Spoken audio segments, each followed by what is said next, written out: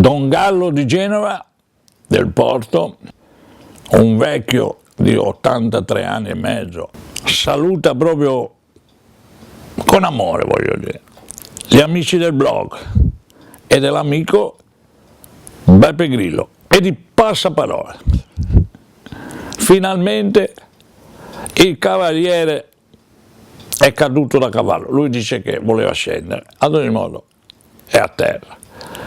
E allora ci si chiede, come siamo potuti scendere in una crisi? Ma la crisi è di sistema ormai, di anni, è lo sbandamento generale. Un governo che non ha saputo affrontare la crisi internazionale. Di conseguenza siamo caduti in una crisi spaventosa di tutta l'Italia, di chi non arriva non alla fine del mese, chi non arriva alla prima settimana del mese. La Fondazione Zancan con la Caritas un mese fa, il 5% degli italiani sono dei miserabili, il 13,1% stanno per diventarlo, il 20% nuovi poveri. Quindi io vorrei dirvi a tutti, è il momento di tirare sulla testa. Mi è piaciuto lo slogan del movimento femminista, femminile, e l'ho detto anche a dei compagni, che bello, se non ora quando? Questa Costituzione prevede i partiti, speravo che Bersani, e poi è vero questi scontri correnti, Veltroni scrive al segretario dal Corriere della Sera, Fassino dalla Stampa, D'Alema dal Corriere dei Piccoli, ma dico Bersani, ma ce l'avete un salone per guardarvi in faccia?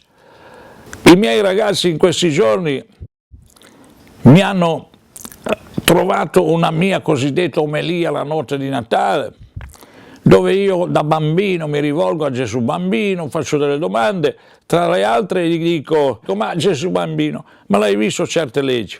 E allora come con Don Camillo sento la risposta, mi dice, ma le leggi si cambiano. E io, ma caro Gesù Bambino, come faremo a liberarci di questa classe politica dirigente così mediocre, partendo dall'estrema destra alla sinistra e transitando per il centro quando dicono che pronunciano del riformismo moderato. E quindi la necessità di far sorgere la voce dalla società civile, questi movimenti che si alzino, che si incontrino, sarà di lunga durata, lo devo dire da vecchio, la crisi sarà di lunga durata. Non è arrivato a Palazzo Chigi la bacchetta magica, si sono inseriti, grazie al partito del Vaticano anche, i tecnici del capitale. Ho letto il primo discorso al Senato del Premier Monti, non un minimo accenno a un nuovo modello di sviluppo, qualche spiraglio, questa terra, questo pianeta, dove c'è anche l'Italia, viaggia come un'astronave a velocità stratosferica, senza freni, senza pilota. Cosa potrà avvenire? Ecco l'ecatombe ecologica, l'Occidente che diventa fortezza e respinge i fenomeni migratori. Ecco che continua le missioni di pace, che vergogna, me lo diceva mia vecchia mamma, che vergogna, la chiamano missione di pace. Questa deterrenza totale, se il nemico non c'è per coprire gli interessi dei grandi capitali, petrolio, il nemico bisogna crearlo. L'unica speranza è che questi movimenti veramente si impegnino. Agitatevi ragazzi e ragazze, perché abbiamo bisogno di questo entusiasmo. Organizzatevi, perché abbiamo bisogno della vostra forza, che è l'unica forza. Agitatevi, organizzatevi, studiate, gli esperti, vedete il territorio sfasciato. Io parlo da Genova, si è accorta di essere un vulcano attorno, spento. Quando piove un po' di più, disastri, cementificazioni passate, lavori di ripristino abbandonati, una strage, Genova esce ferita, angosciata, 6 morti abbiamo dato, addirittura dei bambini. Mi chiamano a parlare di legalità, violenza, ma dov'è? la violenza. E invece questa cappa per difendere la casta si aggrappano ai muri per riuscire a dire che anche loro collaborano, tutti i potentati economici, fortissimi, non forti, i potentati mafiosi, questa mafia che è ancora imperterrita, questo potere moralistico della Chiesa. Ecco perché è caduto Berlusconi, perché a un certo momento ha detto basta, Berlusconi non lo sosteniamo più. Perché sì, lo facevamo per il bene delle anime, per il bene della Chiesa, no, lo facevate per avere privilegi.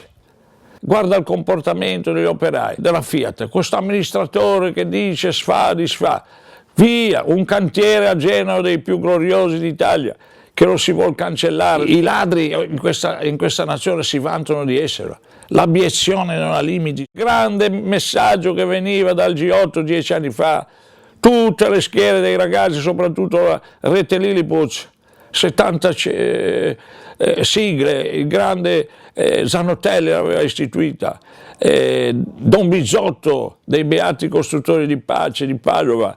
Cosa gridavano i giovani? Nessuno li ha ascoltati. 10 anni fa io ero qui a parlare con il regista Mario Monicelli, che saluto, sei in cielo, Ettore Scola il giorno dopo. Gli gridavano i ragazzi e le ragazze. Signori del G8, ma non vi sembra una cinica pretesa di venirci a dire ancora una volta che l'unico mondo possibile è il vostro? Banca Mondiale, Fondo Monetario Internazionale, Organizzazione Mondiale del Commercio, alcuni di voi dicono che sono cristiani, sono adoratori di una divinità unetrina, se idolatrica, mercato selvaggio, tecnologia sempre a favore del mercato, deterrenza totale, le missioni di pace. Questi registi mi dicevano, Don Gallo, riusciremo a sradicare nelle nuovissime generazioni l'assenza di futuro? E io risposi, il male grida forte, me lo scrivono i ragazzi sulle mie bacheche, però qualcuno scrive, la speranza è più forte in un nuovo mondo, l'ecologia, l'attenzione, il vedere un nuovo modello di sviluppo. E mi sa che ha ragione il Beppe, qui bisogna tornare a coltivare la terra per mangiare. Pensi, io ho conosciuto i Sem-Ter, assaliti dalle squadre paramilitari, però ormai dopo 3.000 morti che hanno 3.000, mi dicevano orgogliosamente, iscritti all'università, la nuova classe dirigente, con idee, con motivazioni, con forza. E allora ecco che io grido ancora una volta, la risposta dove può venire? Si sono squalificati, i partiti non si salvano, non hanno voluto attingere l'ossigeno che viene dalla società civile, non lo vogliono. Continuano a pensare, io ti sostengo se mi dai 3 assessorati, tu mi dai... E noi abbiamo un governo così, ma quali tecnici? Sono chierici del capitale. E allora l'unica risposta è che veramente fioriscano i movimenti. Io vedo, ormai ci credo, un movimento che poi via via camminando farà emergere nuovi candidati, dei volti nuovi.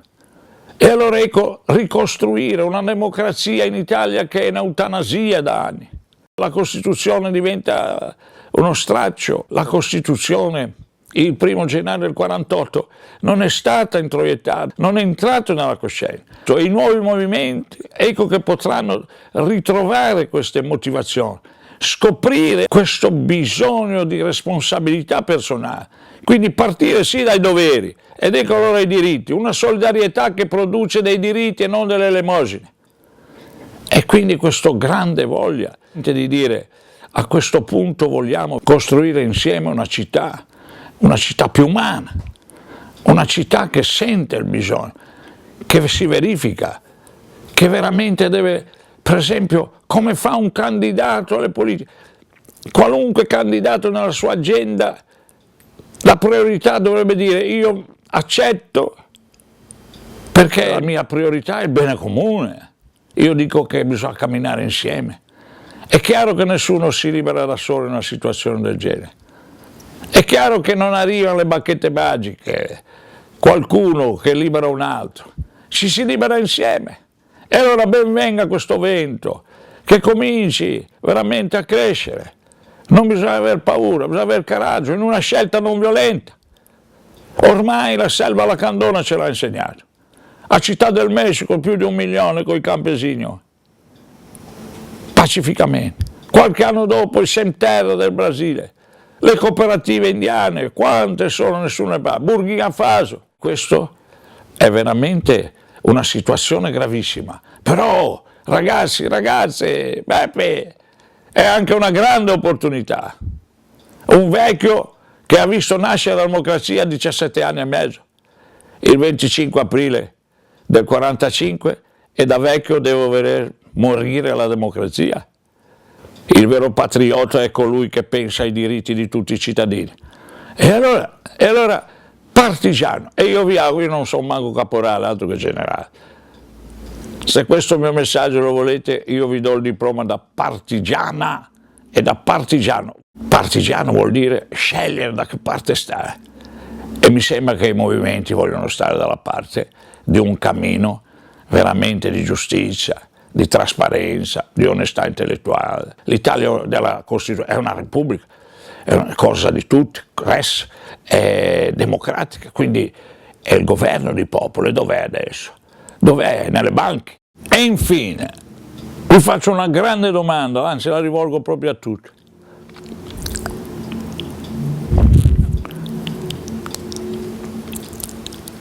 Chi ha la sovranità?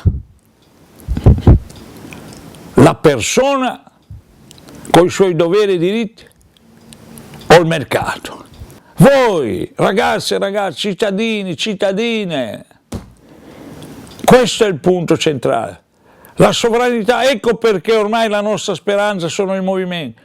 Questo vento nuovo che si allarga, un vento nuovo proprio, dove ciascun cittadino e cittadino scopre la sua sovranità. La decisione spetta al cittadino, che si mette insieme, che si organizza. E ricordatevi tutti, passate parola.